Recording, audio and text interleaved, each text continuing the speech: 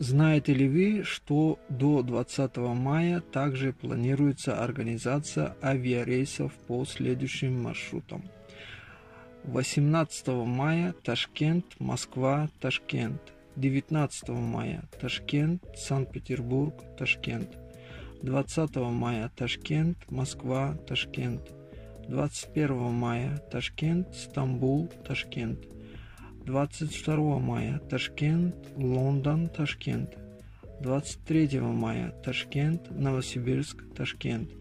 24 мая Ташкент, Шарджа, Ташкент.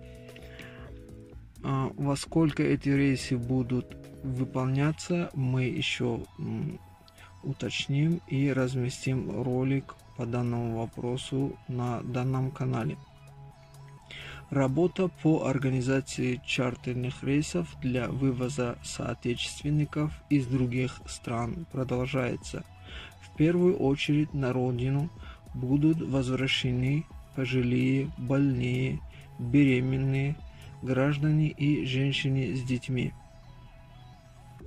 Убедительно просим находящихся за рубежом наших граждан учитывать вышеизложенное, соблюдать правила карантина и не собираться в аэропортах страны пребывания без уведомления дипломатических представительств. Напоминаем, что граждане Узбекистана по возвращении будут размещены на 14 дней карантина со строгим соблюдением требований, определенных специальной республиканской комиссией.